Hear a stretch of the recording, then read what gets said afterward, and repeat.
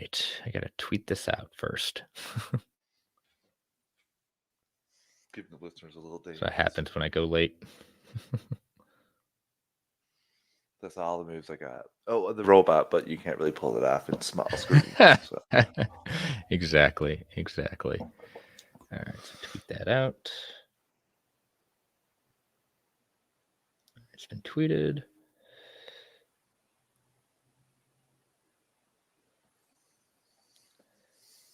I enjoyed some of the emojis, so I just needed to. I just love the emojis with everything, like every new property. I love the little emojis that come along with it. This is no different.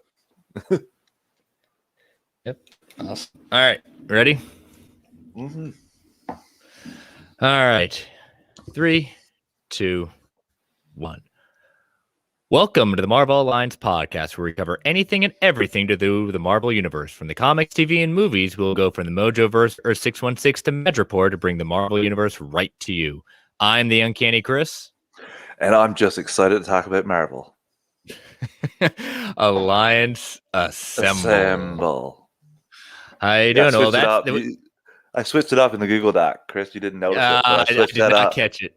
I didn't. You decided that's what happens when I give you free editing access. It was late edition. Well, we've got some changes tonight. We are going an hour later tonight for those of you watching live. So we appreciate for those of you that are joining us for a late night version of us. I'll get into that and just a little bit why. But we also Brent will not be joining us tonight. He has been called away. He got a little extra work that came up last minute. So miss my co-host, but luckily Travis, you were already scheduled to be on, is joining us tonight. So really appreciate you now jumping in the co-host seat. So we'll press on. So again, hello, Travis. Hello. With great power comes great responsibility. So I'll have to try to hold down Brent's. Also, I think, Brent, for me doing this, I think you can just no on your left jokes for a week, maybe just a week. I think is good there.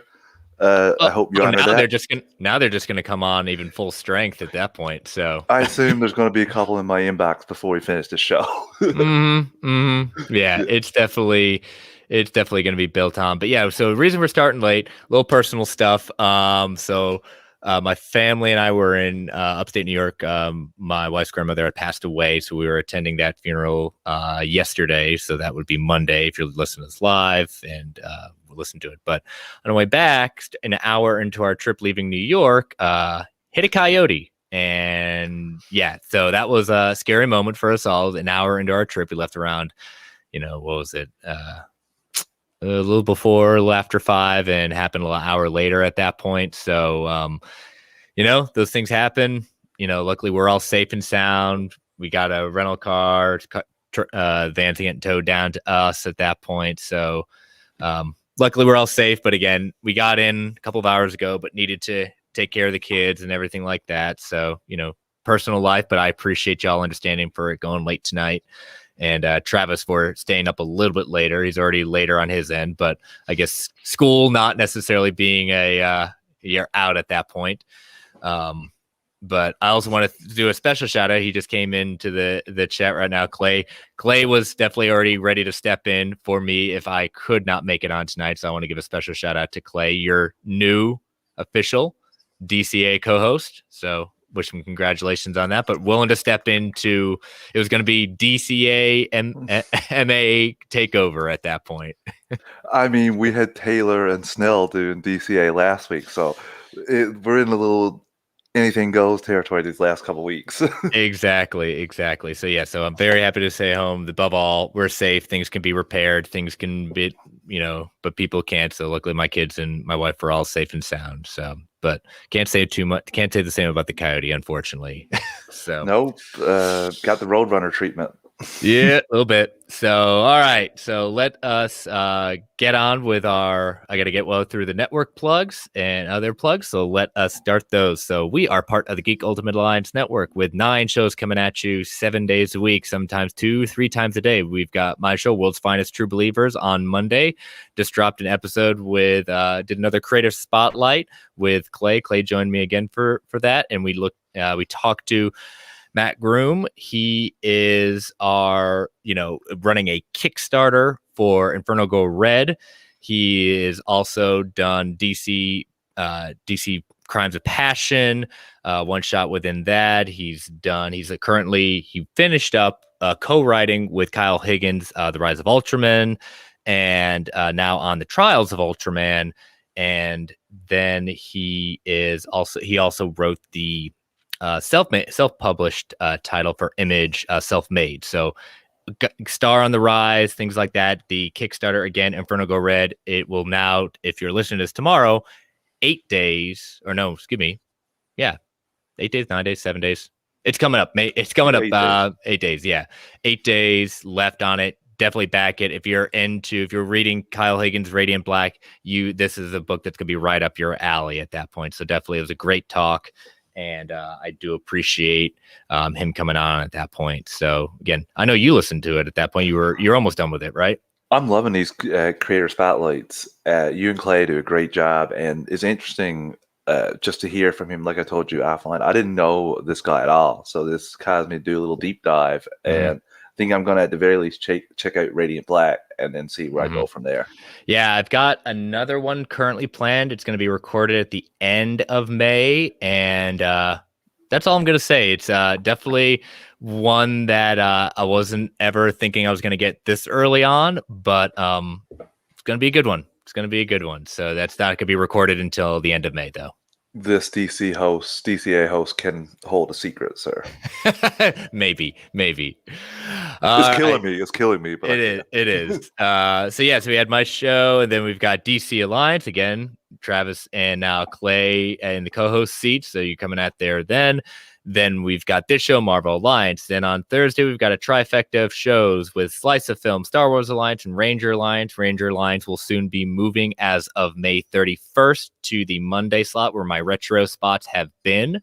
So be on the lookout for that. But maybe just 1 or 2 episodes left where they'll be in their normal spot. But May 31st, they will officially take over my off-week slot. Again, World's Finest will still be on Mondays, just officially every other week with new episodes. And then we've got your show, Superhero Discussions, delving into everything going on and going through right now Batman the Animated Series. And so I'm looking forward to what your next choice is going to be when you get through that. I'm going to take homage from Scott and Scott Shots, because I watched JSA World War II today, and I'm either going to tonight record a quick 30-minute my thoughts on it, or tomorrow morning, and get that out as quick as possible. It'll come out Friday for Superhero Discussion feed, but for the patrons, it'll come out a little early. Nice. Excellent. So look forward to that. I'm waiting for it to come on physical or when I can get it at that point. So got a couple of things on my plate. I will say a lot better than I thought it was going to be. That's all. That's the only thing I'm going to say. And you know how much of a love fan I am for JSA. So I've got a very high standard for this kind of stuff when it comes to my JSA. So I think you're going to be pleasantly surprised. Good. Because the animation style I'm still not a fan of. Yeah, I can't change that. But the story and the characters, I think that'll win you over. Awesome. Well, good to hear. And then on the weekend, we've got Jim with Weird Science, DC, and Marvel Comics Roundup. So coming at you with all the best hits that's going on in the new releases categories of Marvel in DC. So if we have a Patreon, so if you have a couple of shekels to throw our way, we've got a $1 tier or a tip jar saying, hey, we're doing a good job. And then we got the $5 tier. As you heard, you get early access to episodes, you get ad-free episodes, and you get Patreon exclusive episodes. So I know Clay just dropped one for Ranger Alliance, and then like you said, you're getting ready to drop one as well. So again, we're starting to fill that feed a little bit. So I hope your patrons are enjoying that. And if you can't support us on Patreon, no big deal. We appreciate it. If you got 30 to 90 seconds, can you please rate and review us on Apple Podcasts, or whichever podcast your choice may be? Give us that 5-star review. We love those 5-star reviews. If you want to give us a little less than that, we understand. But again, those 5-star reviews helps that algorithm. And if you're in the live chat right now, if you're watching it later, please hit that like button. It helps our algorithm out, gets us out there to more. And yeah, those are the network plugs. And as always, I do have to plug my buddy JP from organicpricedbooks.com. Everything. If you want your books, he ships internationally, continental US. He is doing anything from editions, omnibuses, hardcovers, and some trades. Everything new coming out your pre-orders, he's got it. If he doesn't got it, you give him a message, he will do it. So organicprisedbooks.com. Packs them so tight that not even COVID can get in. I know Clay, I think he just got his from JP at that point. I know Joe's ordered some from him recently. Again, I'm a firm believer at that, promoting a local business at that point. But if you are interested in it, check his store out and use the code Marvel GUA at checkout for $2 off every single order. Again, organicprisedbooks.com. Give him a look at that point. They just got he's getting ready to order some more Criminal from Brubaker and Phillips. So he's sold out of the first batch, but he's got another batch coming in. So if you're interested in that, and do that. Yep, there we go. So Clay says, yep, my books came in and they were great. So looking for that. And but yeah, those are all the plugs, I believe. We've got a big thing. We've got a big thing to talk about right now. Yeah, the thing that I messaged you after the first episode and reserved my seat for the final episode, knowing how amazing this was, and not disappointed in the slightest, Chris. Not disappointed in the slightest. Yes, the final episode of Falcon and the Winter Soldier, aka Captain America and the Winter Soldier. As I think, I think most of us expected this to go, but not necessarily disappointed that we knew this is how it was going to be going, Yeah, it was ever since Endgame when he handed him the shield. We knew that eventually that's what was going to, even if Sam gave up the shield in the first episode, kind of have a pretty good idea that what Steve wanted was going to eventually happen. Oh yeah. And it's going to be one of those things that, I mean, my high level thoughts, I thought the episode was great. I thought it was very, very good.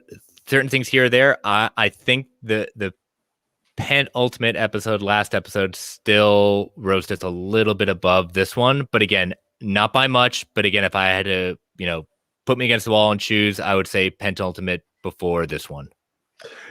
I would agree, and that's really tough because pretty much all the Falcon, like Captain Falcon, aka Captain America Falcon stuff with his suit was amazing. Like that was like, so it's hard. Like that suit is such an upgrade from the one in episode 5.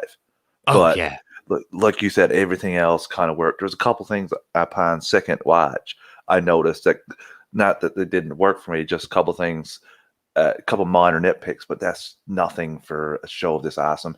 And that speech, while it may have went on a little long for some people, it didn't for me. I thought it worked perfect, and the message is so perfect for today. And I thought some of the stuff when he was talking to the major players there with the control of the banks and how easy they can get stuff when they need it, and he just said everything. It was great. I can't wait to get into the episode with you, Chris. Yeah, so let's dive right into it. We left on, what's in the case at that point, and we've got, the Flag Smashers taking over basically the meeting of the GRC, and they've kind of shut them down, and we've got Bucky on the ground, we got Sam in the air. We see him in the air at that point. We know he's coming in hot wearing that new suit. We haven't seen the suit yet, but we also have someone else on the ground. Who's on the ground with him? I'm after I say it, I'm really annoyed by the tech, but Sharon Carter is on the ground using that face technology. So if you had that, why are you exiled to Madripoor for so long? Like kind of poking a few holes in your own. Like if Sam or Bucky kind of stopped for a second and maybe thought about things, unless they got the tech for her, but that's not something that's explained. So I'm just going to go on the assumption that she had it. Well, I did enjoy the addition to this. I'm glad she was in this final episode.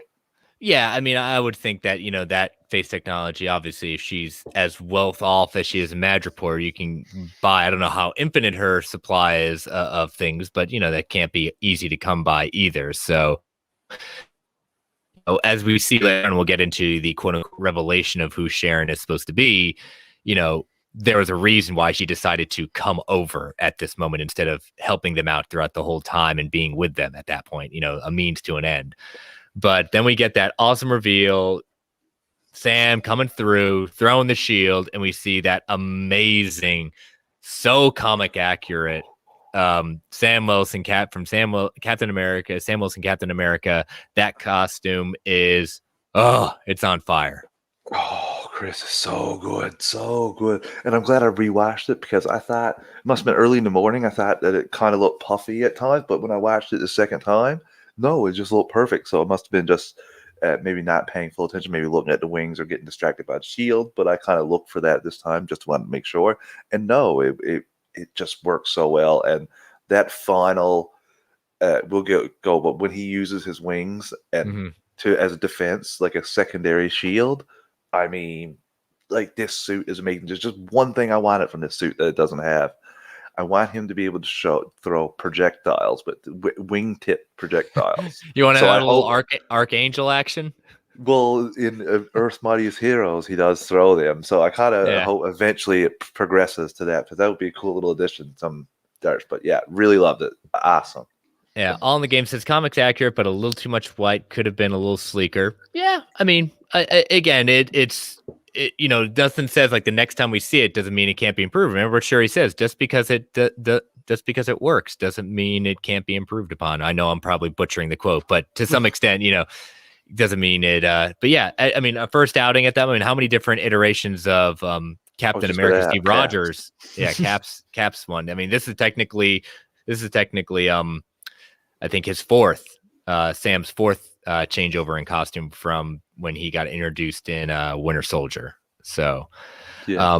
But it was very interesting, and I always have closed captioning on not because I'm hard of hearing or anything like that, but because a lot of times closed captioning gives me some little info that I might have missed or might not be paying attention to. And when Sam after he says, I'm Captain America or something like that, and then he says to the person, "Who are you?" He says, "I'm Captain America." That's when closed captioning. Then when he gives an order after that, he goes Captain America. Then it says like that. So very nice. To point to that too, though, one thing I didn't like was at the end, the guy refers to him as Sir instead of Cap or Captain America or something like that. I would have liked that. Just little minor things, no big deal. Like. Not going to ruin anything, but just a little touch that I would have liked. Instead of him saying, "Sir, we need your help with this," "Hey, Cap or Captain America, can we get your help here?" That was just another little touch. You're exactly right. All in the game. Got to sell those toys. Everyone gets a new suit. Exactly. Got to make that money at that point.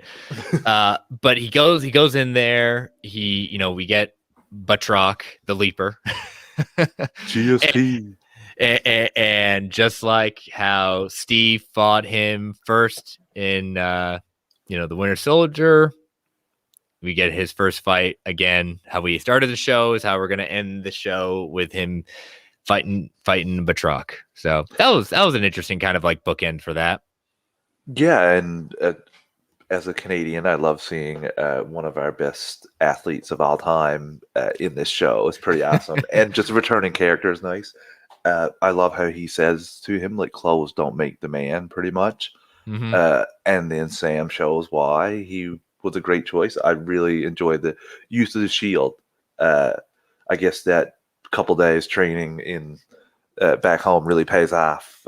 Hours, yeah, maybe a couple of days. I'm being generous with a couple of days.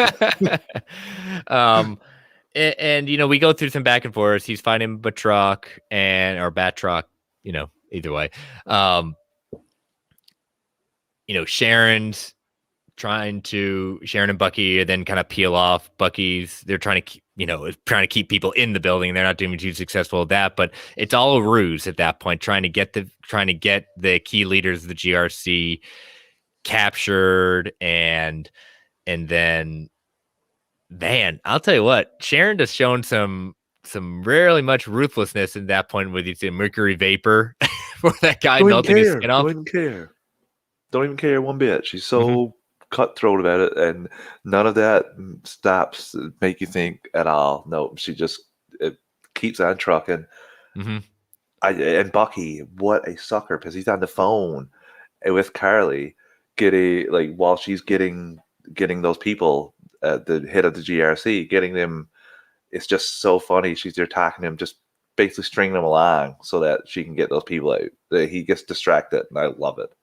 Yeah, and I love the thing he says, like, yeah, Carly says to him, if you ever wanted to fight for something bigger than yourself, he says, yeah, I've done that twice and I failed both times. Because he's right. He's World War II and Infinity War. He kind of, I'm going to argue a little bit on the first fail because the Allies won the war and you kind of accomplished your mission. You died, but your unit accomplished your mission. So I'm going to say he feels, team player. Yeah, he understands that, but again, he feels he failed at that point. So because it ended up being he got turned against him. So yeah, for several years. Yeah, exactly. And the back and forth at that point, and eventually, I tell you what, that whole sequence when I'm gonna try to keep on calling Captain America because that's who he is. Captain America goes and has that whole helicopter sequence trying to get the plane taken back over at that point, just seeing that costume, and gosh darn it, I when I watched it again, not only did the wings take some, like when he put the shield in between the wings, the shield and the wings were able to bounce off a freaking helicopter. That's vibranium at all. Nuts, Chris. And one thing that has to be pointed out about the show is they started off the first episode the exact same way with that helicopter scene and a fight scene with Batroc, and they did it here in the final, and it's not worn out on me because they upped the ante on both marks and they showed his progression in his skills on both of those, and I appreciate that kind of stuff. You don't make it the same, you up the ante, and it worked so well for me. That helicopter, that whole thing with the contacting the first getting Red Wing to check everybody in the like the helicopter, and clearly it's smart thinking because all these people with GRC, one of them may have a former military background, so it's kind of, I know it's convenient, but it's also something that you would like somebody to think of if they're trying to think on their feet. And it's just stuff that works for me so well. I love him in tandem with her, and I was blown away. I was really surprised because you didn't think that was going to happen. We kind of thought it was going to be more of a street level into it, but they just branched off with this, and I love this entire scene. Yeah, and so we flash back to the street level. Bucky's going after the ones that were in the truck, the GRC members, and the Flag Smashers taking over at that point, and then he heads down that way trying to fight, and who comes walking up? Somebody who's completely, they're both completely cool with by the end of this episode, apparently, but John Walker. John Walker comes up in his homemade shield. How satisfying was it when they took that shield and basically started denting it immediately? I was like, oh, that didn't take long. I'm sorry. You tried. Yeah. Didn't we see these guys bend steel? What do you think? You just put a few extra fastens in them and it was going to stick. Really love that too, Chris. But also, they made me care for this guy when he was trying to haul up the GRC van. I actually was rooting for him. So that was a wicked way to go back and forth between hating him and rooting for him. I love that. Yeah, go ahead. Sorry, because Carly says, I'm sorry, his life didn't really mean anything for my cause. And at that point, I was rooting for him. I was like, "Are you kidding me? You're what the hell? Go John Walker!" So I love back and forth. I'm reading these two things with Dad from All in the Game. Love Sam and those wings. But would appreciate Shang-Chi dropping in to show Sam how to use those hands, man. And then Clay's back. He thought he was leaving. Like Captain Walmart shouldn't have been redeemed. It's one of those things that I'm 50-50 on. It was one of those things that I'm not surprised. We say redeemed, but again, we don't know what his next move's going to be, in the sense of he's redeemed, but, and I put that in quotes, he's given a new lease in life at the end of the episode and giving a second chance, but he still has those problems. He's redeemed himself in the way of saving other people. His loss of control, okay, he kind of held it together a little bit, but it's still there. And so we haven't seen exactly if he's gonna have to figure that out. But I think that's the part of the U.S. agent is that point he does go a little off the deep end, and I think that's what they're kind of looking for. At least Val is going to be looking for on her team. He fixed his professional problems, but not his personal ones. Like he still has those demons in him. Like you see it when he's under barrage. Like you can just see how he focuses out and just starts snapping. But I think that, like I said, he's square with Falcon and Winter Soldier. Like he's even with them now after everything that happened. And I think, he did kill one of Carly, but that ultimately, when you think about it, like of all the things, like who knows in that fight if Bucky may have accidentally killed one? You don't really know.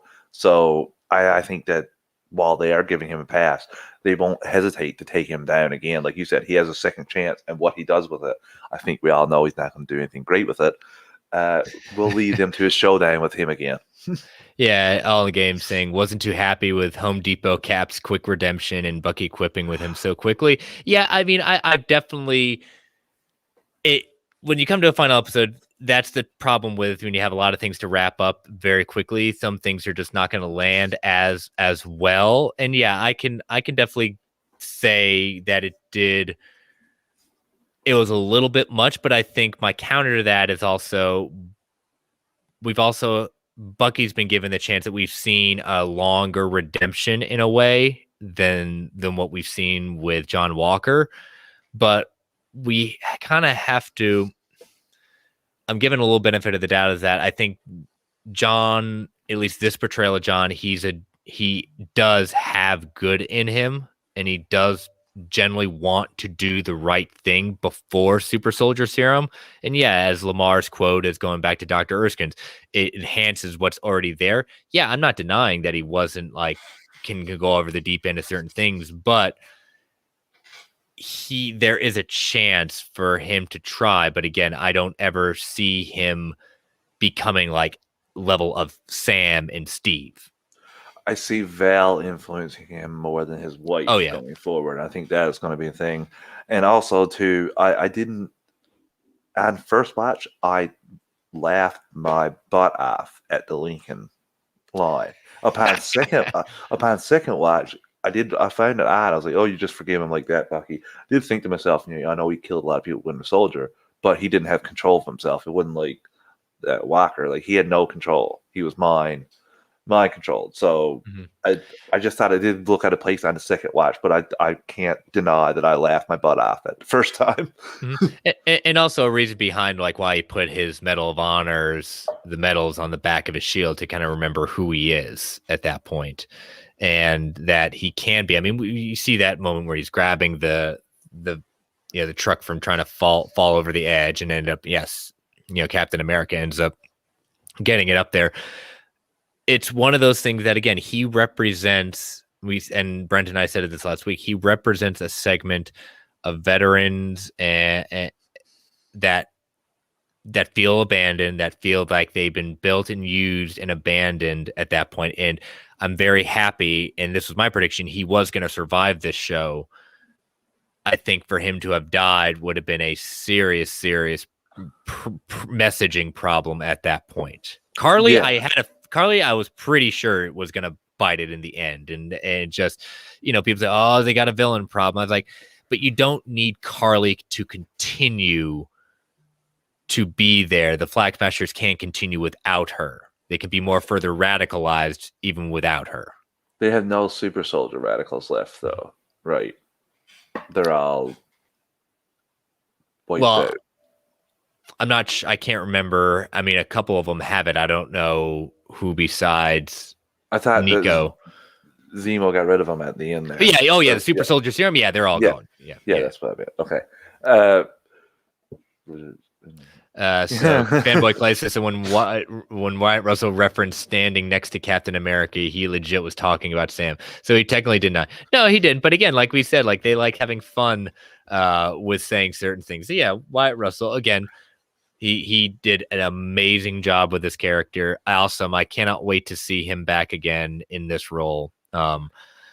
But yeah, so we get that tunnel sequence where Sam, John Walker, Bucky are all going after, Carly. Carly at that point, and they're seeing, and we get that showdown with Captain America and Carly, Batroc, Sharon. It's very interesting revelations, huh? Yes, I am a little frustrated that Batroc was killed. I just like when you have a villain for a couple for Winter Soldier, and then you just lose him like that, kind of like inconsequential in my opinion. I wish that you would have kept him for more appearances going forward. Now you can always cast somebody else as him. Like you can just do like this is the next person to pick up the mantle kind of thing. You could make a joke about it. Like Sam could easily say, "Wow, you got villains picking up the mantle for villains now? Wow!" Like kind of deal. So you could have something like that. But I did wish that he didn't die. If I'm being completely honest with you. Yeah, I mean, I didn't. I like the callback to Winter Soldier. He's never been again, he's a C-D list kind of villain even in the comics. So I mean, did he need to die? No. Am I upset that he died and is not coming back? No. At that point, I kind of like said, "Oh, she did it! Dang! Oh, I saw that one coming." At that point, I was like, "I don't need you anymore." But let's talk about this thing. Sharon is the power broker. However, I pointed this out in our Marvel chat. Sharon never said directly she was the power broker. Now, I'm not denying that she is the power broker. I'm just saying she never used the words on the power. She acknowledged what they said, but she never said, necessarily, I am the power broker. Chris, And so if you're playing Spycraft, now again, this is my tinfoil hat. If you're playing good Spycraft, I always remember something that was said in a movie at that point. Enemy of the State with Will Smith and Gene Hackman. He's saying, "Did you use that name, or did he say that name first, or did you say it to him?" And Will Smith said, "I said it to him." She never said power broker first. They did. She acknowledged it. that's a very good point because honestly, would the power broker, as powerful as that person may be, risk everything to go to the States unprotected by themselves with the potential for anything to go off the board? Or would the power broker send probably their number one person to handle that sort of situation? I will counter that by saying yes, you do, because again, the reward is that much greater as what we see in the end, because she knows how big the reward could be. So again, I'm not trying to talk myself out of my theory. Do I think right now she is a power broker? Again, the episode she came into play is called The Power Broker. So, this is one of those TV tropes that, yes, we know she's the power broker. It's the other two. It's Sam and Bucky that don't. It's Zemo that doesn't. I have another question for you because Yep. you watched this in closed captions and I didn't, and you said that Sam was referred to as Captain America after his reveal. Oh, you're saying did closed captioning say power broker? It didn't. It didn't necessarily. But again, it's that. I rest my case. I rest my case judgment. But we could also say too, if you put on for the hearing impaired, when Pietro was introduced, it said it had the audible thing that said Quicksilver from the X-Men universe. So maybe that's true. But again, that's me being tinfoil hat. Sawbone Sanchez is in the chat. Hey, Sawbone.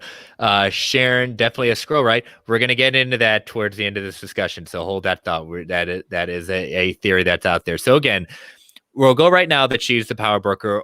Definitely, if she's not the power broker, either, as I said before, working for someone portraying the power broker, because again, like I said, she didn't say, but again, right now we'll go with she's the power broker. Takes out Batroc, and gets basically Sam, as the hero does, walks in and doesn't hear that key thing and suspects Sharon. Is like, so close. Yeah, and I don't know how just a series of events he just misses it.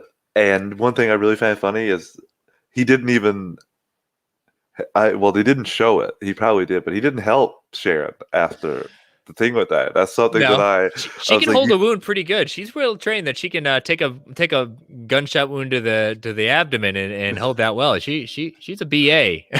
If we've already haven't seen it there, her if I'm, fighting in episode 3, she can hold her own. if I'm Sharon, I raise my hand, being like, one of us is alive right now. One of us is alive and needs help. Well, part of me also says that she knew she might have not been able to get another shot at, so she takes up a truck and assumes that Carly is not going to immediately kill her at that point, which is interesting because why wouldn't Carly kill her? And just left Sharon on the game, yeah, and just left Sharon to carry out Carly, yeah. But you have to like the Captain America fighting Carly or not fighting Carly, basically, I'm not going to fight you, which is another callback to what Steve Rogers Captain America is saying when he's fighting. Well, he's not fighting Bucky in the Winter Soldier because he'll say, "I'm not going to fight you." Things go a little bit better for Sam because Steve straight up got the tire beat out of him in that situation. It was bad. And there definitely was potential for that because again, Carly's technically a super soldier. People say, "Oh, she died. How is he a super soldier?" Super soldier doesn't mean like you can't die. Yeah. It just means that you have the ability to heal quicker, to super strength, heightened senses. It doesn't mean you're invulnerable. So let's get that straight.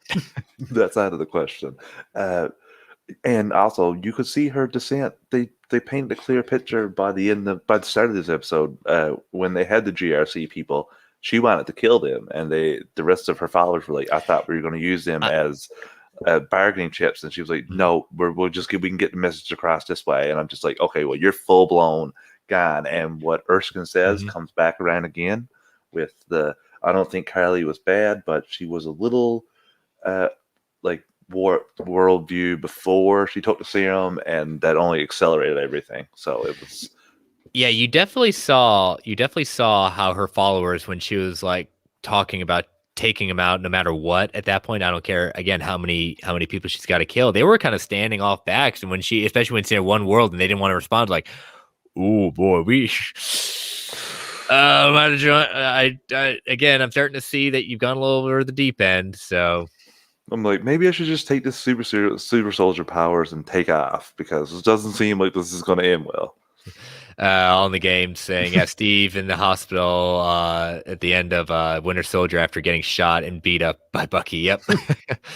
I mean, Carly gets taken out by Sharon, because it pretty much looked like I thought Carly was going to do it. She definitely didn't appear to, and Sharon took her out. And none the wiser to Sam. That was probably, yeah. He tried, and I think he would have continued to try at that point, but he wasn't going to be the one to take her out. And Sharon, in her new, I would say again, like when it comes down to it, I think even if Sharon Power Broker or whoever still would have done it, I don't think that's how she's trained again. It goes back to her training, but again, it continues to fit with who she is. You got to remember too, like the listeners, she basically always did the right thing and always looked out for her country and for people and what would get her banished on the run. So it's easy. People's like, oh, they'll pardon you and forgive you right now, but a lot of times you can forgive but never forget. And I don't think that, like, especially with her mother and her aunt, like her family history for the country, I could easily see why she, like Carly said, wanted to hurt the world or to control the world that hurt her or something. Yeah. So we go back, we flash out of the scene. Everyone's rescued. Captain America brings down Carly at that point, and we come to, again, I put this in our chat. This is definitely definitely my top 10 non-action moments in the MCU is Sam's speech. And kind of want to break this down and talk and spend a little time on it. When the senator goes that thanking Captain America for, stopping her group of terrorists. And I'm not going to do it justice with the gravitas of Anthony Mackie at that point, but Hold on one second, just pulling it up. So it goes, you have to stop calling them terrorists. Your peacekeeping troops carrying weapons are forcing millions of people into settlements around the world, right? What do you think those people are going to call you? These labels, terrorist, refugee, thug, they're often used to get around the question of why. And what other group of people are sometimes called that? He's also calling, especially thug. That is so often used against minorities. So often, you know? Yeah, Chris, and also refugees for people Mhm. just wanting to come into the country or people fleeing something, and they don't use it. They use it in a negative term. So I just, like you said, I'm gonna stop that, but that works perfect. Yeah. When it's pointed out that Sam has no idea how complicated the situation, he responds, you know what? You're right. And that's a good thing. We finally have a common struggle. We have a common struggle now. Think about it. For once, all the people who've been begging, and I mean literally begging for you to feel how hard an any given day is, now you know. How does it feel to be helpless? If you can remember what it was like to be helpless and face a force so powerful that it could erase half the planet, you would know that you were about to have the exact same impact. This isn't an easy decision, Senator. He's talking about Thanos. He's talking about you. Oh Basically, yeah, you hold the same power as what he did with snapping, is doing the snap, doing the blip. You know, and they just don't, and the senator continues on saying, you just don't understand. He's like, you know what? I'm a black man carrying the stars and stripes. What don't I understand? Every time I pick this thing up, I know there are millions of people out there who are going to hate me for it. Even now, here I feel it, the stares, the judgment, and there's nothing I can do to change it. Yet I am still here. No super serum, no blonde hair or blue eyes. The only power I have is to believe we can do better. We can't demand that people step up if we don't meet them halfway. You control the banks. Shit, you even move borders.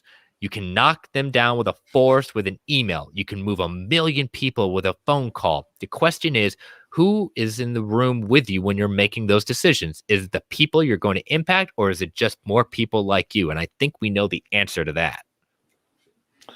wow, just like perfect, Chris, perfect. I can't understand the criticisms for this speech.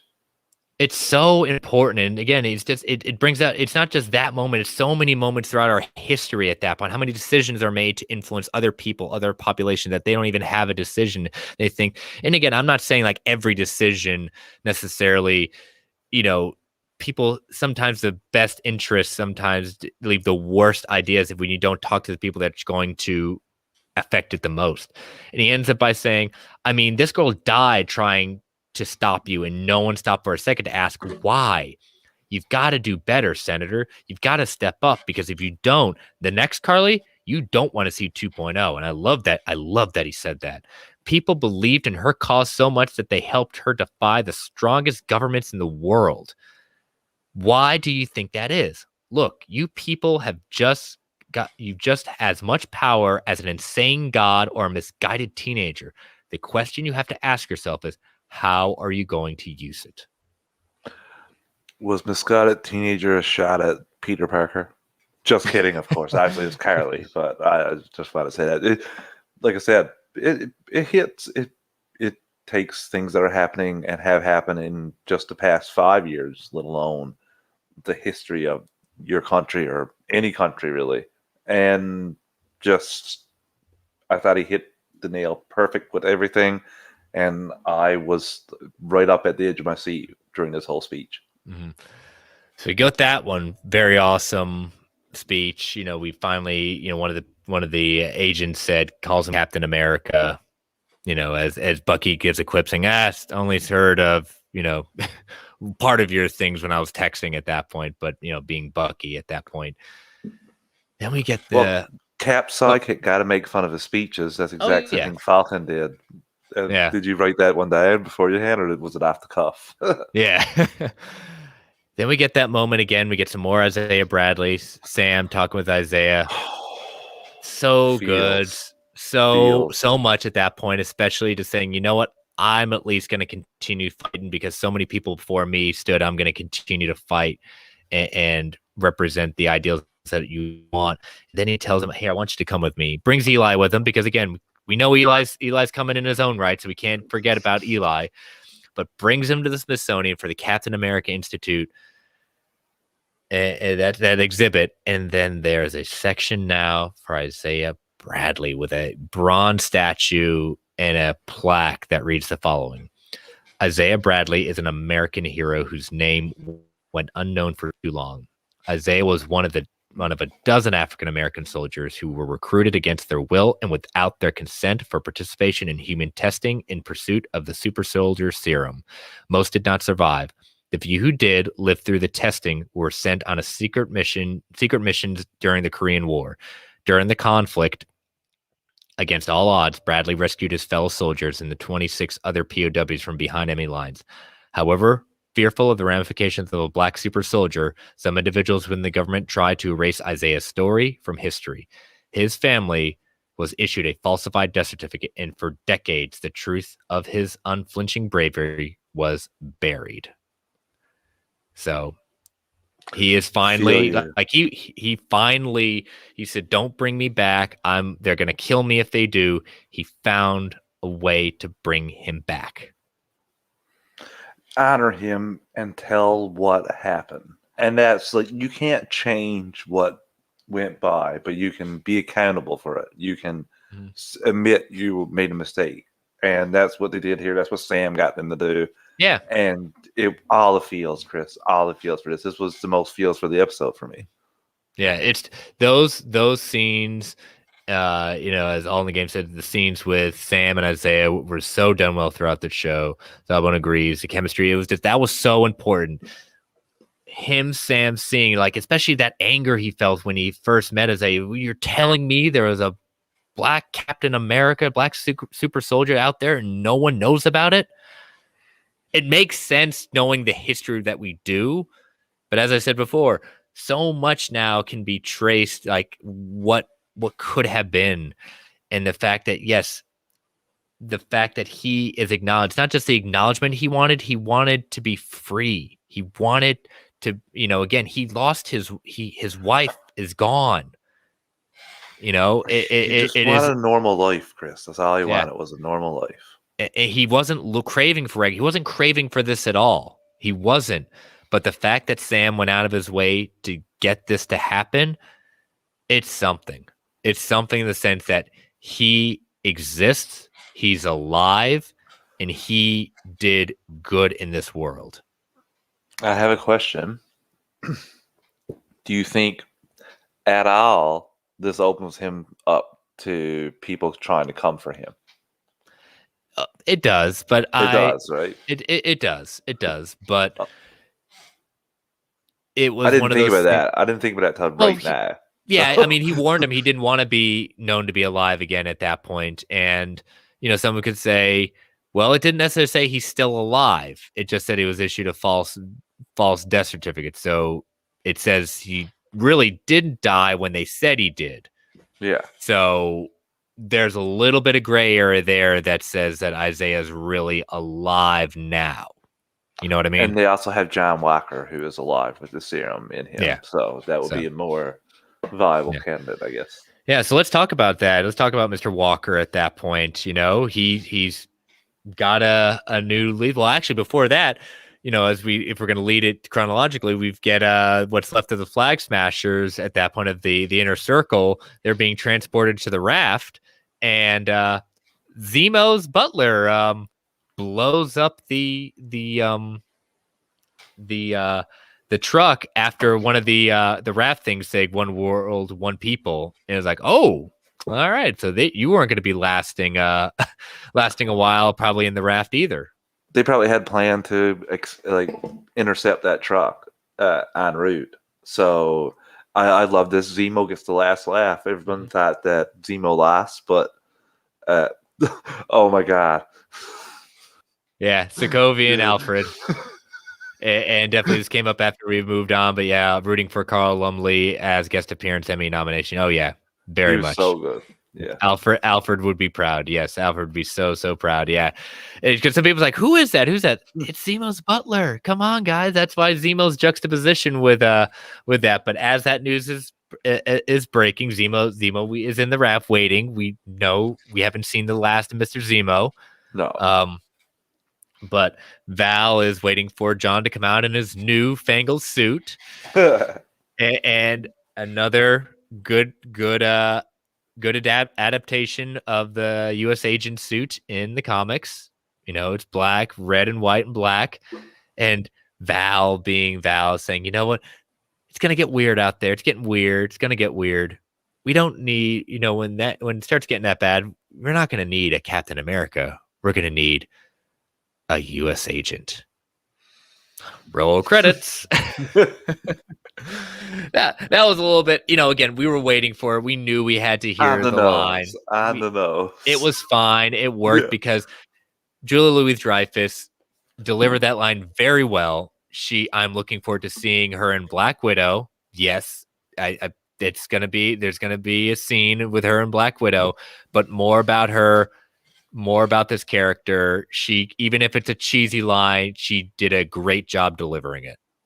She's queen. She's queen. She's queen. Seinfeld, I've been watching that since I can remember. I was so excited the first time I see her, and we're going to get more of her in the MCU. Yeah, sign me up.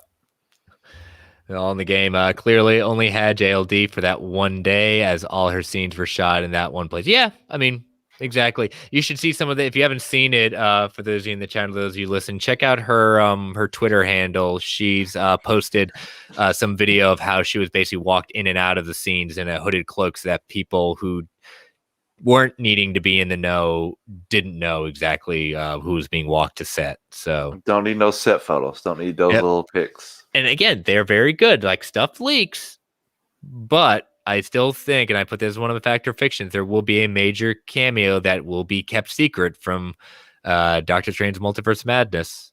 Maybe even. Oh my God! They can do it if they want to. This was awesome. Luke Skywalker, anyone? you can hold that for as long as they held that. You can. That was Star Wars, though. But yes, under the same company, same master, same master. Company. We get let's see if I'm thinking everything. We get the cookout scene. Yeah. Sam and Bucky, they may not say they've before, we're not friends. We're a guy that knows we're a guy that we're friends because of a guy, but now we're just guys.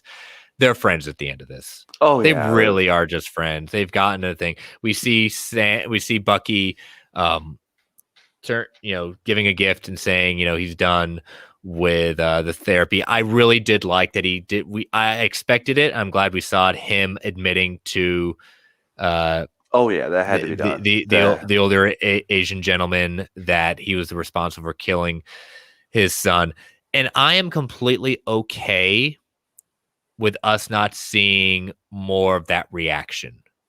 We saw like his shock. We saw that, and the next thing we saw is a picture of his dead son, and then Bucky walking out. Then eventually we see him walking by the restaurant with the flirtatious, when he was, the maybe girlfriend at one point, and one day ships passing in the night, serving the older man.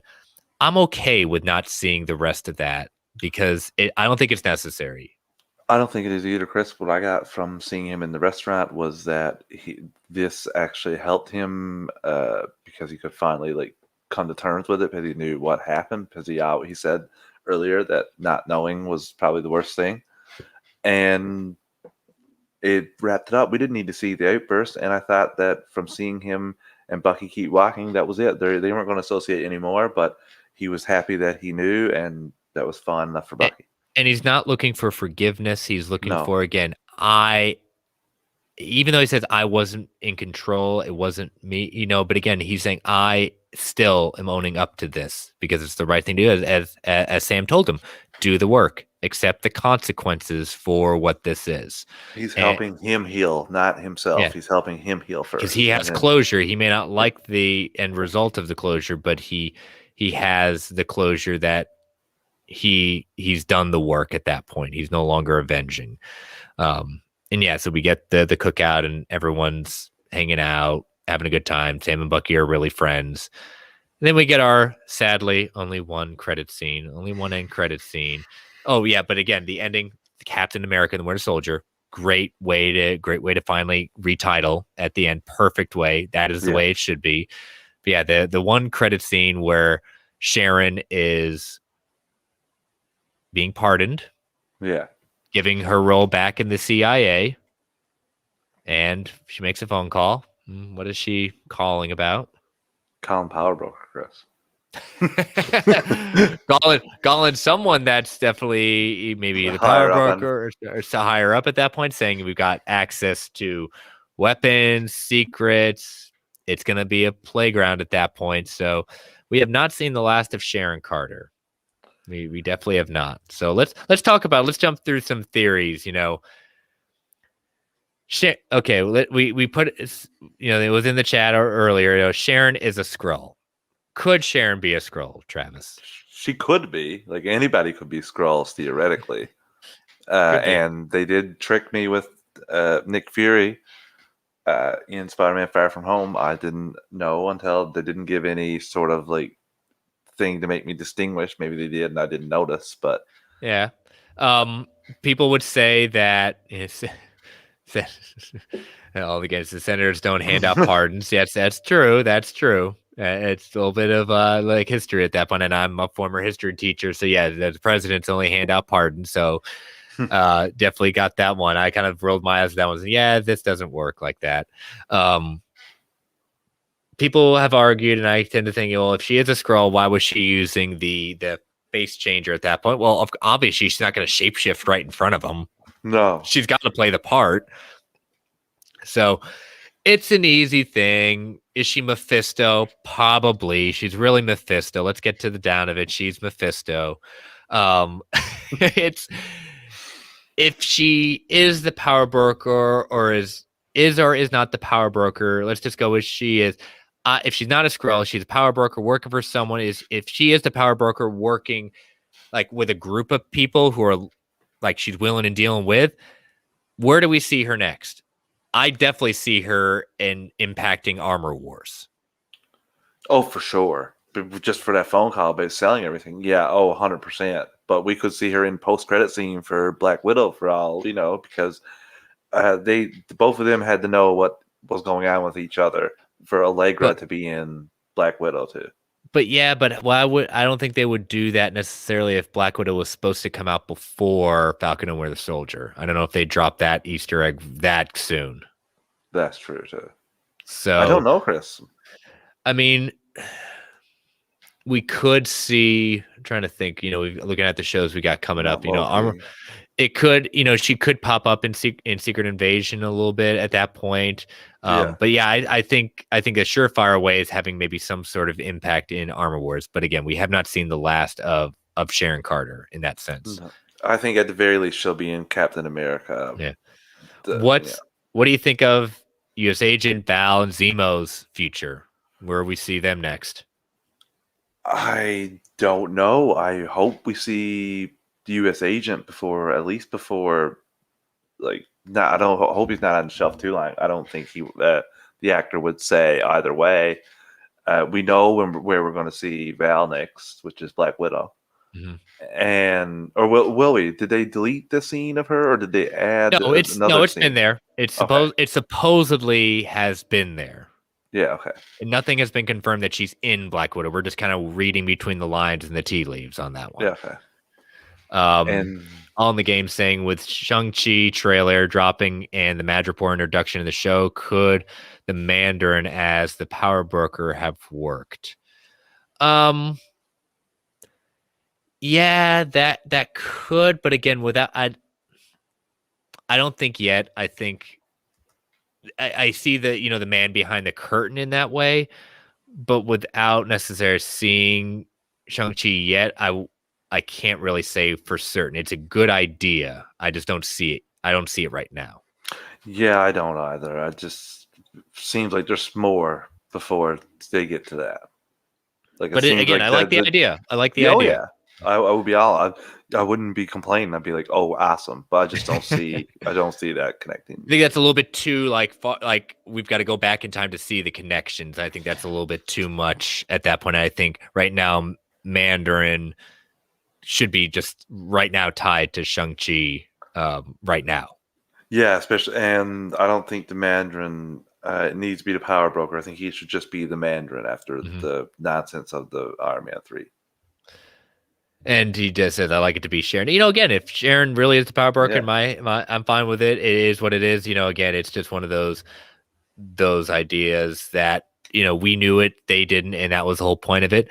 But again, we've brought up the idea of the Thunderbolts. I think U.S. Agent, Val, Zemo, all could be involved in the possible Thunderbolts project, just like we're building toward the Young Avengers or Champions project. But how about this one? What is Bucky's future now in the MCU? Do you think we've seen the last of Bucky? No, I don't think so at all. He has some unfinished business. With, I guess he did clear up the rest of his list, but just being a hero. I see him. Hopefully, he's right there with Sam. He gets that moment in the show. He gets the people thanking him for saving their lives. He gets to be that hero. Yeah, and let's hope he continues that and is partners with Sam in the next installment. Or I would love the White Wolf miniseries as well. Nomad. That as well. But they did say White Wolf a couple times, so I could see it being called that as well. It would be interesting. Again, the Nomad could be the code name for another project, maybe Bucky, but it won't be called Nomad. But could you see Bucky having his own solo show, or do you see him always being teamed up with someone? I don't think they see him as a viable option for his own show, but I do. But I mean, I'm a sucker for all this stuff, so I don't think with the general audience, but the Marvel could sell anything. So yeah, all in the game. I prefer it to be Sharon. The power broker doesn't feel earned. Does he carry? I think he's referring to Bucky. Does Bucky carry on in Cap 4 or the Wakanda show? We'll talk about Cap 4 in just a bit.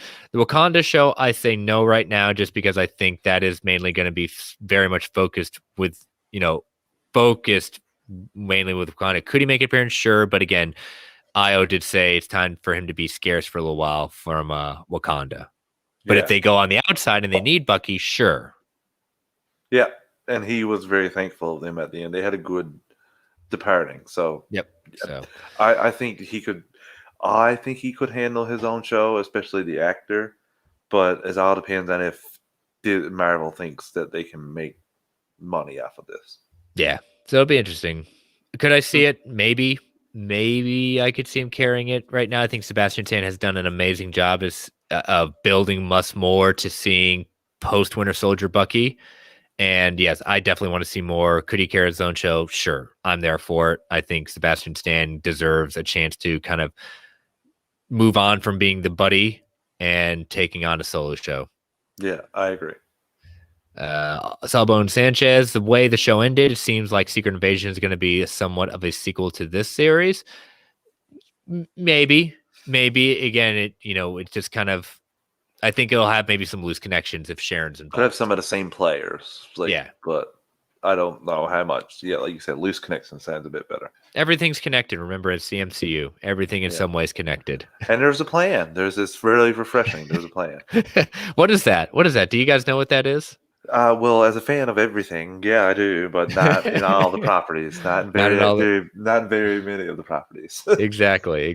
So, all right. So we talked a good long time about. We knew this episode was going to have a lot to go with it. Again, just because it's not my favorite of the season, like I said, I think the Pentultimate's my number one at this point. There was a lot going on with it. That's my number one episode. What's your favorite?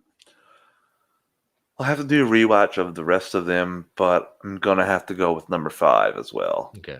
Penultimate, because the fight that it opened up on, and then just everything, it didn't stop. It was go, go, go. Then we stopped. It was go, go, go. Then stop. Well, we got to see Sam's home and Bucky being there. I just enjoyed all that.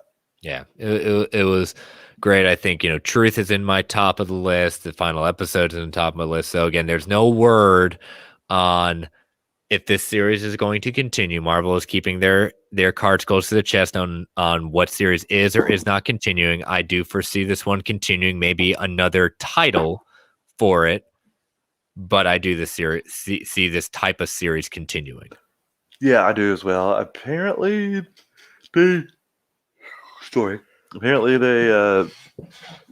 they put WandaVision up for limited series, but didn't do it with this one. Yep. For the awards, so that kind of would give me a light as to what they think could go on, and that makes sense just from watching both shows. Like one seems like a more like you can't come back to this, but the other one seems like you can explore this world a lot more. Exactly. So this is going to be our last kind of discussion on Marvel shows. We got a little bit of a break, before we've got Loki coming out in June, so we've got a little bit of a break until then before Loki comes out, and then after that Black Widow. So we'll obviously have some news and have some stuff being discussed the next couple of weeks, but no show for a little bit. We've got some content that Brent and I have. If news is somewhat light, we've got some Marvel content that we haven't talked about yet on the show. So stay tuned for that. But let's take our first ad break. We've been talking for a little over an hour on that amazing show. So we give the people what they want. Exactly. So listeners, this is our first ad break. So these ads keep the lights on at the Geek Ultimate Alliance Network. I always hate when I say that. We never get to choose what ads come on. I don't know why my voice ever wants to say always. We never get to choose what ads come on. And sometimes they can be a bit loud, especially for Travis, especially when they feel like, what was it the ads you keep thinking you're hearing constantly? Oh yeah, well, the ones I like are the Wendy's. The ones I don't like are the telling you everything that's wrong with marijuana. Gotcha. Yeah, I feel attacked. You feel attacked. Yeah. Well, again, those ads are coming up, so give you that 3 count so that don't blow out your eardrums. 3, 2, 1. We'll be right back. All right, and we're back. So let's get into, we got a couple of news items, so we'll continue with the theme. This one broke. I don't know if it was supposed to break that on Friday with a final episode, but it did nonetheless. Sounds like someone was about to get scooped, and they decided to put it out there. So Hollywood Reporter put out there exclusively, Captain America 4 in the works with Falcon and the Winter Soldier showrunner Malcolm Spellman. So this is an exclusive for them. The head writer of the show and creator behind Disney Plus and Marvel's Falcon and Winter Soldier is developing a 4th installment of the Captain America film franchise for Marvel Studios. Spellman will co-write the script with Dalen Mooson, a staff writer on Falcon and Winter Soldier. No castings for the project are officially known, but Friday's episode offers plenty of roads for the feature to take. Up until this point, Chris Evans has played Captain America via Steve Rogers' character, appearing in a trio of solo movies. Deadline had a comment to this story saying that while not confirmed, sources say the project Spellman is writing could be focused on Anthony Mackie's Sam Wilson's character, while the possible Chris Evans Captain America project would be separate. Deadline also wanted to point out again that they were the first ones to show that Evans is in talks to reprise his role as Steve Rogers in the MCU. So, again, Spellman, outstanding. Of course, you want to get him. He did a great job with this show. I did find it funny, the story that came out today that Anthony Mackie didn't know this was going on until he was shopping at a grocery store, and the clerk said, "Hey, is this true?" Shows him the story, says, "Yeah, that would be awesome if it is." So he's either playing coy or really hasn't been told. He's kind of said, Marvel just tells me when things that they need me and have a meeting about it. So my guess is this is the Anthony Mackie taking over, and Captain America 4 will be, Sam Wilson. Oh yeah, well, if the guy that did a great job on Falcon and Winter Soldier is involved, obviously, I feel like that's a kind of a hint for us, at the very least, that it's going to involve Sam and continue on from this show. And I think that you need to do this, especially with some of these Disney Plus properties, to reward fans of the shows, being like, I know it's not a great thing, or about traditional movie rules is you don't make somebody watch a TV show before they watch a movie. it kind of, you got to be able to pick up from the movie and go on. But I think you're rewarding people, and Disney Plus is worldwide, so it's not the same. So I think that this is a great plan, and they should just continue on. There's so many things to do. Like we said, there's so many branches they can go from this. I really hope that they do it with Sam and they do it right. Yeah. Spellman was previously the co-writer and executive producer of the Fox show Empire, and also acted as a consulting producer on the crime show Truth Be Told before getting the chance to lead on Falcon and Winter Soldier. Musan was credited writer of what is considered to be the strongest of the show's episode 5. He is a rising scribe whose previous credit was Iron Sky, The Coming Race, an action thriller centered on Nazis on the moon. So again, Captain America's on the moon. Again, I thought he was on the moon. So again, you want to take the ones to continue the torch of Captain America, bring it on. I don't know what there were a lot of great stories with Sam Wilson, continuing as Captain America. Sam, Anthony Mackie got a show bringing up his character. Now we can see him on the big screen leading Captain America 4. Very excited.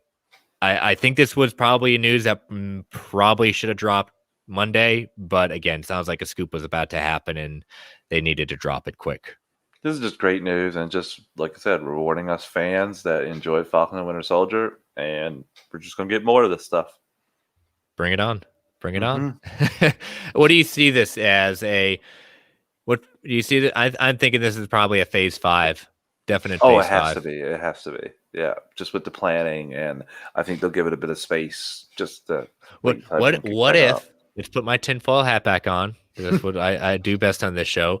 What if Captain America 4 is? Yes, they say it's separate from a Chris Evans project, but who says that Chris Evans may not be involved? Because it wasn't just saying like one project. Could he be involved in this as Hail Hydra?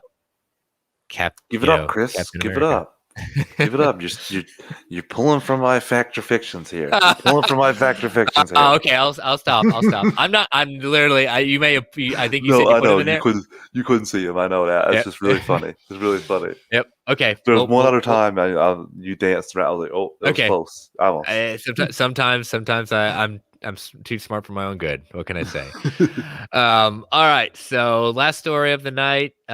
Disney and Sony have come to a deal, but not the deal you think, but it's a good sign for the deal we are wanting. They're going to have Spider-Man movies thanks to the new Sony deal. So we talked about, maybe it was last week before, Brent and I talked about the story where Sony and Netflix had made a deal that after their theatrical run, Sony projects would be landing on Netflix. So that deal had happened. And so then this story came out saying they're also going to come out on Disney. And Disney's not just Disney Plus, the long list of streaming properties, including Hulu, Sony projects. So they say, wait a minute, what about the Sony Netflix deal? So here's what's happened. Variety shared the report that the Disney has come to a massive movie licensing pact with Sony Pictures for the U.S. This is just strictly right now for the U.S. that promises to bring Spider-Man and other Marvel properties to Disney Plus, starting with Sony's 2022 theatrical release slate. The outlet has revealed the deal calls for Sony titles to run across the Disney's array of streaming platforms. So basically, new movies are going to start appearing on Disney streaming shows, including Hulu, next year. It's still the newest releases will first drop on Netflix. So it's about, I think, a 9-month-ish window before they drop on Netflix. Then maybe we'll give it another 9-month-ish window before they will land exclusively on Disney platforms. So again, that's just, we don't know the full details of it, but that's what we're kind of thinking at that. The catalog to Disney Plus, including the old Spider-Man movies, and heard kind of conflicting stuff of when that will occur, how that will occur. So again, we may see those Tobey Maguire and Andrew Garfields eventually on Disney Plus. It's a great deal. because the other thing is Hulu's going to gain access to what Disney described as a significant number of the library starting in June. So we may see the starting of this deal already with Sony titles. Now, Sony's was been a studio that we've been talking about that is who's going to buy them out finally. Who's going to buy them out? They don't have a streaming platform. They're kind of the last one without a dance partner. Making the deal with Netflix, making the deal with Disney Plus. Sony ain't going nowhere now. I could only see them selling their pictures division because of the PlayStation being so successful. Like they're the industry leader, so it doesn't make sense for them to fold, and that's the biggest part of their division. But I have wondered about they've made some terrible decisions on the picture front, but I think, like you said, this is a slam dunk for them. This is also a slam dunk for Disney Plus because it, like you said earlier, it helps build your catalog, it builds your library. That's something that is a criticism of Disney Plus right now, in comparison to HBO Max. People say that. And here you just swoop in, and if they were saying that before, they're not saying that now because everything you gain in your library, it might not be the same high quality HBO for everything, but I mean, this seems like a slam dunk for me. I wouldn't say Disney. I haven't heard that many complaints that Disney Plus's content has been lacking necessarily. I know their catalog. Catalog. Because I know with you all in Canada, you guys. I don't know if on where you're at that point, but I know Snell, you all have gotten stars, like some of and so that basically you all don't get Hulu up there, but that's basically your version of Hulu. So like whatever on Hulu is now stars, and that's part of Disney Plus. Yeah. So that would probably where a lot of the stuff would land. So yeah, it does diversify the content further. You're right on Disney Plus to have that, and again, they have a way to put that. They've got the X-Men on there, the Marvel Legacy, it's perfect on there. And again, as long as No Way Home releases in December, that will come to Disney Plus first. That will not go to Netflix first. But if they have to delay it to 2022, that will not land on Disney Plus first. I feel like that's going to come out when they said it. Like that's not moving. They move other things, I think, before they would move that. You never know. At that point. But again, this is another good sign that Disney and Sony are playing nice. They are finding a way to coexist and finding a way to work together, that we're not going to see another breakup that we had a few years ago, which was dumb. I get it, but still dumb. And Chris, this really fuels my tinfoil hat of the Sony. I'm not saying the acronym for that nonsense. I don't talk about that. That name does not exist. It's the dirty, dirty word. I just call it SMU. Kind of like that director, Sony Marvel Universe. Kind of like that director that screwed up a certain film that's on HBO Max. Yeah, we don't speak of that either. We don't speak of that person that has many ties to Marvel. That we don't speak of his name. So. That I enjoy. All right. So again, very good deal. Let's see. All in the Game have all the R-rated content on Disney Plus under the Star title. You would be able to answer that better than I don't have stars, obviously. I don't have stars. I don't have it. It's not an add-on. I have too many add-ons as it is. The Crazy TV HBO Max one costs more than the actual service. Gotcha. So I think it does. I mean, it could be landing because that's where I think they're going to land some of the. That's the big debate. Where is Deadpool going to be put on at that point? I think eventually you're going to see something of Disney Plus content per se. Again, you can put it on Hulu, but again, it's one of those things that I could see it, but I just don't see it right now. And they just got to find a way to brand it appropriately. Yeah, I think that you're just having multiple streaming services under the same company seems like does not seem like that makes sense to me in the long run. So eventually, I can see them consolidating everything under one banner, and you could just get in the Disney Plus thing. Here is your Hulu section. Here's your Gotcha. ESPN Plus Yep. section. So Feels yeah, really that's the way it's all the going. game says it was in an update, has all the Fox already content. So yeah, so it's gonna Yeah. be Hulu's gonna be the thing probably for the Americans, but again, Disney, again, going back to Falcon and Winter Soldier, this was a very the most mature probably of all the MCU shows out there, that shows that they can start doing more mature content out there. I'm so glad that that Foggy didn't put his name on the other, like the Agents of Shield and stuff. Like he knew, like if I'm going to put stuff out connected to the MCU, it's going to be like top notch. I like Travis Snell is hiding in the chat, hiding in the StreamYard. he's logging in from the YouTube from his end. Yeah, Stars has lots of Fox already movies, FX trickling in. It's great. So yeah, so it's this is good all around. This is good for Sony. This is good for Disney.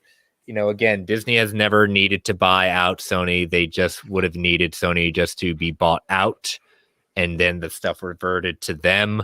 But this makes it very difficult for probably people to buy Sony because of the deals that are currently in place. So it gets a little messy. So Sony basically is given a stay of execution. They made the right move. They made the idea of, we can't create our own streaming platform because we just don't have the kind of content that could make it be out there. Like Paramount Plus, you got CBS, you got Paramount, perfect. Disney, you got National Geographic, MCU, Star Wars, all that kind of stuff. HBO Max, already proven with itself. Netflix, Hulu. Sony just didn't have that. Sony saw the writing on the wall, saying, let's make deals with the two biggest names on the block right now. Netflix, the granddaddy of them all, and Disney Plus, the new kid on the block that's turning heads. Let's do it. Could they have made a deal with HBO Max? Sure, they could have. But I think they knew. But again, they had prior relationship with Disney, so why not? Synergy, Chris, is why you're working together on the movies, and they're successful on the Spider-Man movies. So I don't understand why you wouldn't do this. Taylor Fields in chat, and Alien films on Stars. It's glorious. I agree. Can't go wrong with those franchises. The game, surprised in the likes of Apple haven't tried to buy Sony Pictures. There was a lot of talk. So you're not necessarily wrong that wasn't a consideration. So it just didn't work out. Yeah, they maybe just didn't want to penny up. Too many strings attached, probably. And then Snell said, I thought I was on my account, just tuned in for the good show so far, General. Oh, thank you, Travis. Thank you, sir. But yeah, so we'll see what continues on. But again, there is hope for, again, like you said, synergy, Sony and Disney getting along. I like it. Let's continue that. Happy, yeah. It's very, very happy. So, all right. So that's all the news right now. Again, it's late, so a couple news items we're kicking to next week. Because again, it's been a long day for me, but we'll move it on to next week. So we're going to take our final ad break before we get into fact or fiction. So again, these ads, we don't get to choose what comes on. They keep the lights on in the Geek Ultimate Alliance Network, keeps the Web Fluid and Spider-Man's web shooters. I know. Yeah. You have that little one for us. So they can be a bit loud. Turn that volume down. Give you that 3 count. 3, 2, 1. We'll be right back. All right. Let me pull up the fact or fictions while you get yours ready to go. I know you originally, with Brent coming on, I didn't put you on the spot, but I had to put you on the spot. I think it was yesterday. I had to tell you, you might be needing to come up with those fact or fictions. Those facts or fictions came up with today after watching the season finale yet again.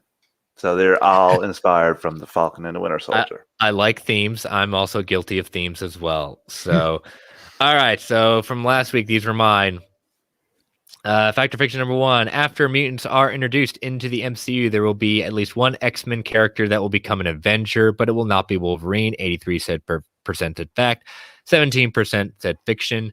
Who is your choice that you think will be this can be the X-Men, not Wolverine, joining the Avengers?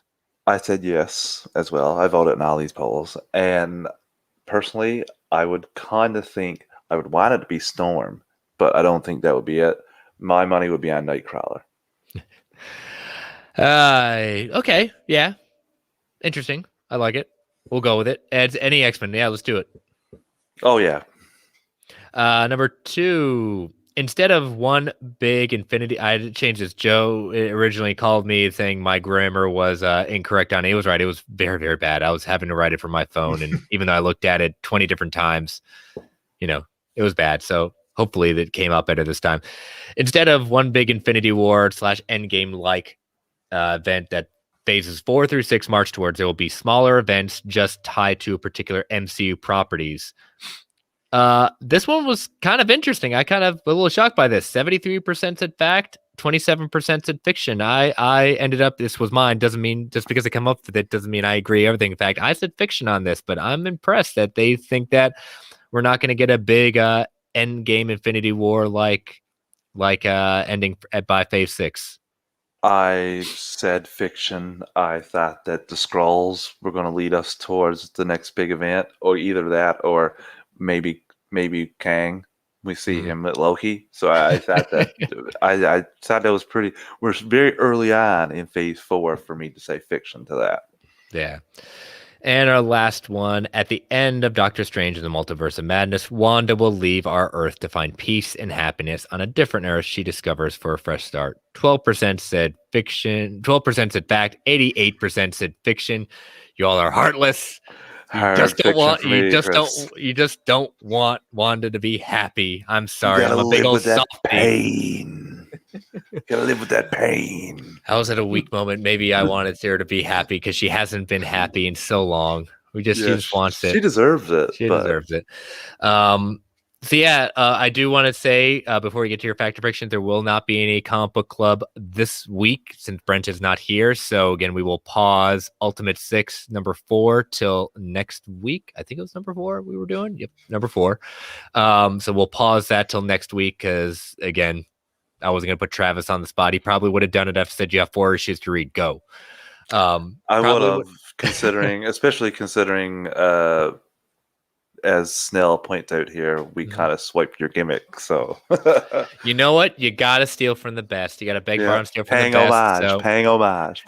We don't own it. Yes, you are calling it, even though sometimes I've by error referred to it as a comic book corner. Yes, we did originally call it comic book club, but yes, you can have the corner. We'll have the club. Steal from the best, beg, borrow, and steal. But again, our existence, we do well, you do well. Synergy. So, yes, exactly.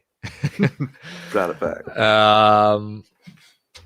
Yes, looks like Armor Wars is the only show needing a showrunner following the Ironheart announcing the showrunner yesterday. Yes, we're going to talk about that one next week. So stay tuned on that one all in the game. We're going to talk about more about that next week. You already know our clues for next week. Can't take all the fun stuff from Brant. All right, hit me with those fact or fictions, even though I think I stumbled upon a couple of them you said. First one right away, I'll get out of the way. It wasn't first, it was second on my list. But Chris Evans will appear as Steve Rogers in at least 2 MCU properties in the future. 2 MCU properties in the future. I say fact. That's what I was leaning with too there. I think one, it could be a full movie with, it's kind of like a Spider-Man deal with a cameo / supporting role in another one. And also, I didn't say like prime Captain America. I said Steve Rogers, so we could get old Steve Rogers talking in Captain America 4. You don't that would count though. Yeah, and Snell, you're right. We are the 98 Bulls. You're right. See, Snell, you got to go for the 95, 96 Bulls that had the 72 wins. Just they, yeah. Yep. My nitpicks there. So my second one. We will see the U.S. agent again in phase 4. I almost said season. U.S. agent. We're going to see Mr. Russell back. White Russell back. Yeah, I could see it. I could see it a little bit in Armor Wars. Val showing back up in Armor Wars and using it. Yeah, I could see that. I'll go fact. It's not a hard fact, but I could see it happening. It's really close for me. Like I made this, but I'm not sure. I want to say yes, but I also could see them doing the long play. But it seems like some of these shows on Disney Plus would kind of fit for him there. Secret Wars, for one, I think you could see him being a player for that. Secret Invasion. Secret Invasion, sorry, not Secret Wars. I keep saying Secret Wars because I bought the Secret Wars comic book last week. So, and right, my final one that I think is a given. The Young Avengers will be a Disney Plus show by Phase 6. Yeah, I will definitely say yes to this. It's either Young Avengers or Champions. Yeah. I still think it can go either way with that one. I'll give it to the edge of Young Avengers, but if they want to kind of distinguish certain things, they can call them Champions and distinguish just a little bit. Still same thing, but yeah, I by Phase 6, I think we're getting a Young Avengers / Champions show. You saying that made me just realize I think it could be called Champions if it's a Disney Plus show, but if it's a movie, it's being called Young Avengers just for the Avengers name. Like you're gonna haul that to get as much money as you can. Mm-hmm. Yeah. So definitely. Yeah, those are it. Cool. Awesome. So we'll put those out on Sunday afternoon, give you 2 days to vote on it, see how you think of Travis's ideas. So, but yeah. Wow, look at that. An end of a show. Volume 46. The clock just struck 1. Awesome. I'm wired. I should not have. Chris, listeners, Chris asked me. Oh, I was going to come on anyway, but Chris told me that I may be on for the full show. I had planned to leave before finding out Brent couldn't do the whole thing. I'm off until the 10th of May, so I just made a plan and forced myself to take almost a 2-hour nap. So I'm pretty wired here now for what I am. I don't think I can go into the bedroom because I'll wake up my girlfriend who has to work in like 5 hours. So yeah. I'm usually, for those of you who watch the live, I'm usually drinking out of my Black Panther coffee cup, and it is coffee in there. Not tonight. I do need some sleep. I got work. I legit got work in the morning, and I don't know how you do it sometimes. That's all I know. But stay tuned for those of you who stick around. As always, we might have a little bit of a Easter egg, a little bit of a post-credit teaser. So for those of you who stick around, but for those of you that can't, we appreciate it. Travis, why don't you tell people how they can find you and plug your shows on the network? Ooh, okay. You can find me on Twitter at Travis_156. You can drop me a line. We can chat about anything. I love everything, not just DC, but if you're just interested in DC, hit me up with that. But especially CW Flash. Talk about he loves CW Flash. Bring him all the Flash memes that you can. Season 1 and Season 2, come at me. Even Season 3, discuss it. Or crossovers. Yeah, I'm there. But dumpster fire. But in saying that, I host DC Alliance for the Geek Ultimate Alliance Network. We talk about anything, everything DC. We don't talk about that Flash, but I tend to stick to the positivity and things I love. I don't want to tear down something that somebody else doesn't love, even though I don't like it right now. I once loved it, but yeah. And I also do superhero discussions. DC Alliance is with Clay. Superhero Discussions is just me and guest hosts right now. I will do some single ones inspired by Scott Shots, but those are 2 shows, and that's where you can find me. Awesome. Well, again, thank you so much for, again, stepping into the co-hosting thing. You were just going to be guesting at that point, but I appreciate you pulling double duty 2 nights in a row. So I know you need some sleep just as much as I do, but thank you again, listeners, for joining in. You can follow this podcast on Twitter at Marvel 8 Podcast, and me personally at Chris Balga. You can follow Brent at Brent Tech Prime. Make sure to give him a follow at that point. I know he's missing out at this one. Tell him you miss him. He loves the make sure he comes back next week. We don't want. He loves On Your Left memes too. He loves On Your Left. So go with that. Go with that. You can follow the show. You can email the show at marvelalliancepodcast@gmail.com. You can follow the Geek Ultimate Alliance Network on Twitter at GUA Pod Network. Feel free to tweet, email if you got some fact or fictions, feedback, questions. Bring them at us at that point. Continue to rate and review the network on Apple Podcasts, whatever platform of choice may be. Thank you all listeners who joined us in the chat live tonight. Thank you all listeners who are listening to us later on the feed. And stay safe out there, everyone. And as Stan the Man would say, Excelsior, true believers. Later, everyone. All right. I know Brent's not here, but we started a tradition with this, a way to get into, not necessarily full Marvel, but that's the only way we can kind of give our little hot takes. We're going to talk a little bit of Invincible, hot takes, fast takes on episode 7, the pentultimate one for this one. But you have not only been watching Invincible fairly recently, but you've also been starting to read Invincible for the first time. That was a Chris suggestion because after watching the first 3 episodes, I was blown away. Couldn't like get over it. And after watching the first episode, I had to write you like saying, kind of noticing some things here. Should I read the comic first or should I finish watching the show? And you told me that I should read the comic if I didn't care about being spoiled for the show, like knowing. And I told you that I kind of enjoy that and see if to do some spins on it.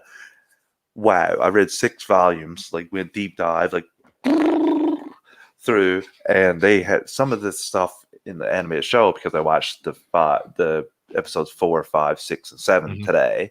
So some of it are just straight out of the comic page, like straight panels. And oh, I love it, Chris. It's so good, and I'm so glad that I read the book because even though it does spoil some things for me, I don't know if we can tell the listeners, but I talking to you about the show before reading the comic, I thought that there was going to be a twist because of how one character was reacting. I won't spoil it. I mean, I didn't expect a double twist. I didn't expect another twist. And you predicted the twist that happened in episode 1 without even watching, without even like seeing certain things. And I'm like, are you sure you haven't read this at that point? He's like, no, it's. And I just said, your choice, man. But let's get to episode 7. What did you think about episode 7, the penultimate one? I was surprised for a couple of things. The Angie knowing that he was a superhero and not like that whole normally that trope, that is a trope that works every time. You tell them your secret identity, they're going to immediately forgive everything you've did and you're back on top. No, and I love that kind of stuff. It smashes everything. My girlfriend came in at one point and said, my goodness, this is a very bloody animated show. Like, you normally watch this? Like, where's Batman? I was like, this is not Batman. Yeah, this is definitely, Batman can be brutal like this. We've seen brutality at that point, but no, this was a great one. This is one I was kind of seeing exactly where we see Nolan make the full turn in front of the public eye, in front of a lot of people, and Cecil trying to do everything to stop him, knowing that he can't. He can only slow him down. The death of Donald, man, that was brutal. See, that's the stuff that I'm trying to, like, in the comics, it's a little different. And I'm like, or maybe it's not. And maybe the comic stuff will come, like, I love it. It has me questioning everything. I love it. Just everyone trying to take out Omni-Man, even Cecil bringing back the reanimators and trying to have them and showing that he didn't put what's-his-face in jail. He's using him. And the kaiju coming back and trying to do it, man. It's like, if this was different circumstances, I'd be like, damn, Cecil's like, you can't trust Cecil at all. I can't trust him far as you control. But no, all those decisions proved to be like smart that he held on to. It didn't work out in stopping him, but at the very least, it slowed him down and gave him a little bit of time. It's crazy. There's the fighting and J.K. Simmons. Even though you're a tyrant, I could listen to you all day. He's got a perfect voice for this character. Again, as I'm going to start my reread of them when the season ends to kind of get ready for the next season. What about, the robot and seeing kind of that kind of arc play out? Because right now in the comics, this doesn't play out this early. You have some hints in the first 13 issues. It starts getting deeper and deeper into this later on, but this was something very interesting to see this happen this early on. I could be wrong, listeners. So if any of you have read, to just make sure, but I've read 6 volumes, and the only thing I've seen with the robot for his own body is just a basic first tube shot. That's all. I haven't seen anything else going forward. There no the plans. So that's how far out that this is in the comics. This is very much a long game for Robot, but I get why they had to do it now just to kind of further things along. Because again, we don't know how long the seasons are going to be. He's may have to end it in a different way earlier and bring things. I mean, again, we're seeing different things coming together, but I liked how I mean, we all knew Robot was playing the twins. Yeah. And I just love how you use them, and I love the twins. I love the clones. Like they're just like they are in the comic. It works perfect. They turn on each other every time because they look just alike, and you don't know who. I'm the original. Yeah, that's why it worked out wicked with the Robot. Was you knew which one just from sight. I was blown away by that, Chris. Because like I said, I didn't. Everything else, like I can't remember the guy's name now. The hero from that Omni-Man slices his head off first. Oh, and chops it in Immortal. half. Immortal Man. Just when you see him, when I saw him with the thing on, I immediately knew what was going to happen. Like from just reading the comic, and it's exactly like it, and it works. Very, very rarely do you see people stick to the guns, and I love this show, and this show is going to go on for quite a while with Amazon. You can't hold Immortal Man down, but you know the idea of like Mark saying dad when he's seeing, like, he eventually, Omni-Man thinks he can kind of put this together, but when Immortal Man comes through and he kills him right in front of him, he goes, dad, and he's like, Mark, we got to talk. Remember, there are live cameras going on. Keep that in mind. Keep that in mind about going on, because you've read it. You know what he said that wasn't put in the show at that point, being careful what he says out in public. There are cameras that are going live footage at that point. So that's going to be interesting to see how that's rectified in the next episode.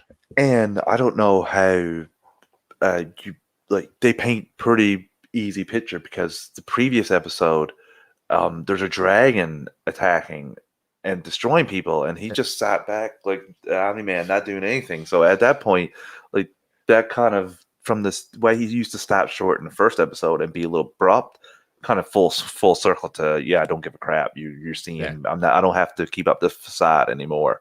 Yep, exactly. So again, next week, final episode. So it's going to be final episode of the season. So it's going to be good. I will pull the MA boys away from Marvel Alliance to get them to do a special superhero discussions episode on that. Yeah, don't worry about that, listeners. Maybe. We'll see. Well, Brent might be harder to lock down. I've been trying to do an Arrow retrospective for Brent since Arrow ended. Definitely. All right. So again, thank you all for sticking around for our Marvel Alliance Invincible chat. Hot takes. We've got stuff coming on. So we'll give a full retrospective later on. That's coming, as Travis just said. We're working with him on trying to figure out how to arrange a big episode retrospective for it. So I gotta go read it again. I gotta keep going on, because we only have one more episode. So I know it's not going to go as far as where I am. So I'm going to have to keep going forward. Yep, we keep doing it. So thank you all for sticking around. Stay safe out there, everyone. Talk to you later. Bye bye.